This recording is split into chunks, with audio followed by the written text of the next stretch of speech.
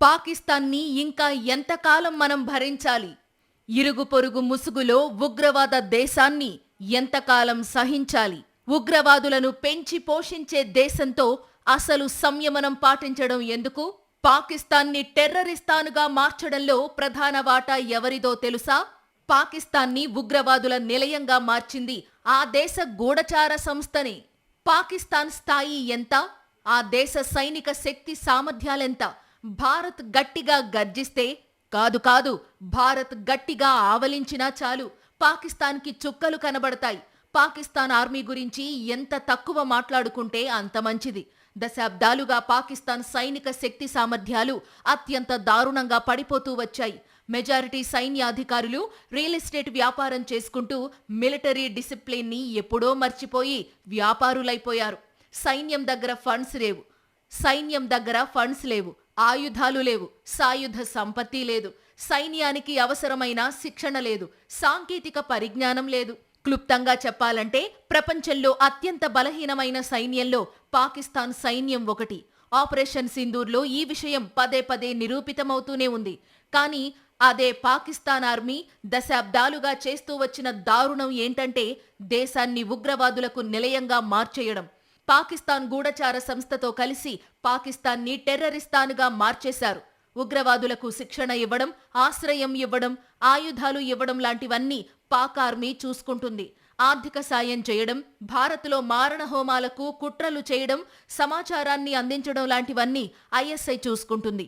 అటు పాక్ ఆర్మీ, ఇటు ఐఎస్ఐ కలిసి పాకిస్తాన్ని ఎలా తయారు చేశారంటే ప్రపంచంలో ఎక్కడ ఉగ్రదాడి జరిగినా దాని మూలాలు మాత్రం పాకిస్తాన్లో ఉంటాయి. ఆ స్థాయిలో ఉగ్రవాద సంస్థలకు పాకిస్తాన్ కేంద్ర బిందువుగా మారింది. భారత్లో మారణ హోమం సృష్టించడమే లక్ష్యం అన్నట్టుగా పాకిస్తాన్కి చెందిన ఆర్మీ గూఢచారి సంస్థ ఐఎస్ఐ పనిచేస్తాయంటే ఆ దేశానికి భారత్ అంటే ఎంత ద్వేషమో అర్థం చేసుకోవచ్చు. భారత్ గట్టిగా తలుచుకుంటే పాకిస్తాన్ జీవితంలో కోలుకోలేని విధంగా చేయడం ఎంతసేపు? ఇప్పటికి ఎన్నిసార్లు పాకిస్తాన్కి గడ్డి పెట్టాం, అయినా బుద్ధి రాలేదు. 3 యుద్ధాల్లో ఓటమి పాలై చావు తప్పి కన్ను లొట్టపోయిన పరిస్థితిని చూసింది పాకిస్తాన్. ఇక సర్జికల్ స్ట్రైక్స్తోనూ పాకిస్తాన్ మదం అణిచేశాం. అంతర్జాతీయ సమాజం ముందు పాకిస్తాన్ ఉగ్ర రూపాన్ని బయటపెట్టాం. ఎన్ని రకాలుగా బుద్ధి చెప్పినా పాక్ తీరులో మార్పు రాలేదు. మరోసారి భారత్ మీద ముష్కర మూకని ఉసిగొల్పింది. ప్రశాంతంగా ఉన్న కశ్మీర్లో నెత్తురు పారించింది. పెహల్గాంలో మరణ మృదంగాలు మోగించింది. తొలి నుంచి భారత్లో అశాంతిని రేపడం, మారణ హోమం సృష్టించడమే లక్ష్యంగా పాకిస్తాన్ ఉగ్ర మూకలను ఉసిగొల్పుతూనే ఉంది.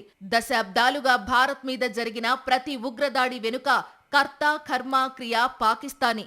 ఒక ఉగ్రవాద సంస్థ అని కాదు, ఒక ఉగ్ర నాయకుడని కాదు, భారత్లో నెత్తురు పారించిన ప్రతి టెర్రర్ అటాక్ వెనుక పాకిస్తాన్ ఆర్మీ, ఐఎస్ఐ దిశా నిర్దేశమే ఉంటాయి.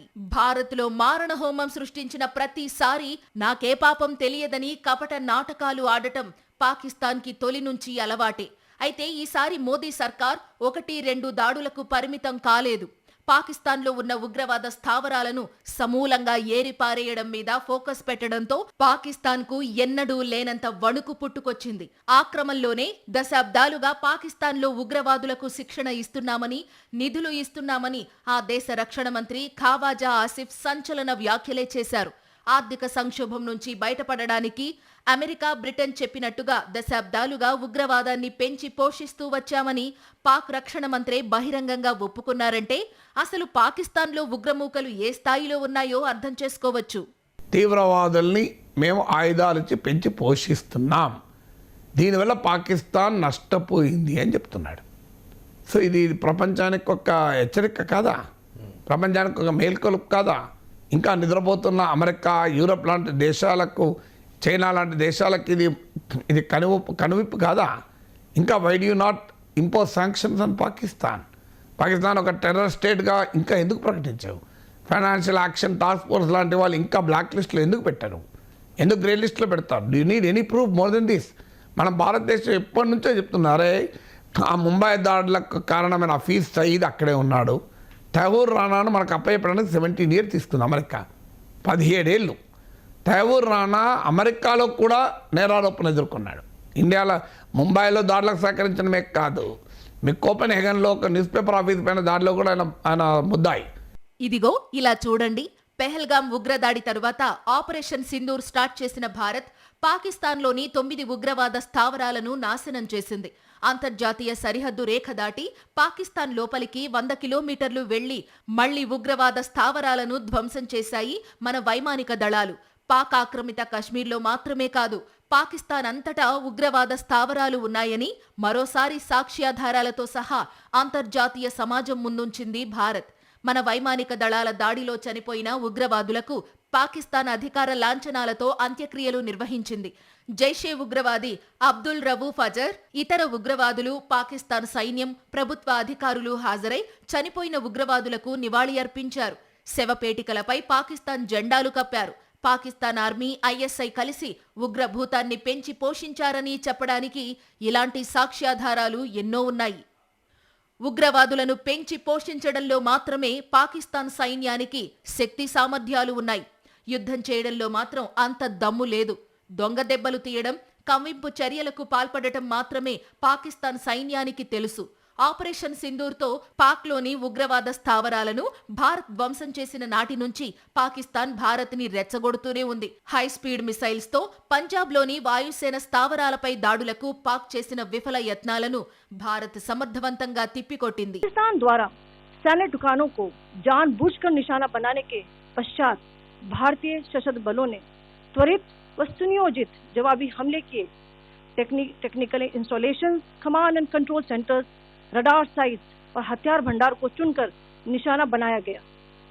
रफीकी, मुरीद, चकलाला, रहमियार खान, सुकूर और चुनिया स्थित पाक सैन्य ठिकानों पर एयर लॉन्च सटीक हथियारों व लड़ाकू जेट से प्रहार किए गए. पसरूर स्थित रडार साइट और सियालकोट का एविएशन बेस भी प्रिसीजन एम्यूनिशन से टारगेट किए गए. इन कार्रवाइयों के दौरान भारत ने कम से कम कोलैटरल डैमेज की क्षति सुनिश्चित की. चिंता का विषय यह रहा कि पाकिस्तान ने लाहौर से उड़ान भरने वाले नागरिक विमानों की आड़ लेकर अंतर्राष्ट्रीय हवाई मार्गों का दुरुपयोग किया ताकि वे अपनी गतिविधियां छिपा सके.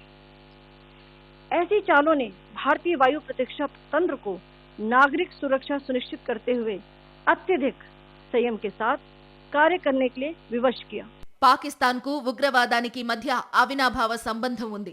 ఆఫ్ఘనిస్తాన్ నుంచి సోవియట్ దళాలను తరిమే ప్రాసెస్లో మొదలైన ఉగ్రవాదుల ట్రైనింగ్ ఇప్పటి వరకు కొనసాగుతుంది. అప్పటికీ ఇప్పటికీ కారణాలు మారినా, కాలం మారినా ఉగ్ర సంస్థలకు ఆశ్రయం మారలేదు. అక్కడ ట్రైనింగ్ ఆగలేదు. పాకిస్తాన్ సైన్యం ఉగ్రవాదులకు అండగా నిలవడమే కాదు, ప్రజలు ఎన్నుకున్న ప్రభుత్వాలను కూల్చుతూ ప్రజాస్వామ్యాన్ని పరిహసించడం కూడా పాక్లో సర్వసాధారణమే. ప్రస్తుతం మాజీ ప్రధానమంత్రి ఇమ్రాన్ ఖాన్ను, ఆ పార్టీ నేతలను జైల్లో పెట్టించింది పాక్ సైనిక వ్యవస్థే. ఇమ్రాన్ ఖాన్తో పాటు జనరల్ శ్రీ, సీనియర్ అధికారులను జైల్లో పెట్టిన ఆర్మీ చీఫ్ మునీర్ పాత్ర పెహల్గాం ఉగ్రదాడి వెనుక ఉందన్న సత్యం ప్రపంచం మొత్తానికి తెలుసు. దశాబ్దాలుగా పాకిస్తాన్ ఆర్మీ ఉగ్రవాదులకు అండగా నిలిస్తే ప్రస్తుత ఆర్మీ చీఫ్ మునీర్ మరింతగా ఉగ్రభూతాలకు మద్దతు ప్రకటిస్తున్నారు. దీంతో పాకిస్తాన్లో ఉగ్రవాద స్థావరాలు మొత్తాన్ని ఏరివేయడంపై భారత్ మరింత దృష్టి పెట్టింది.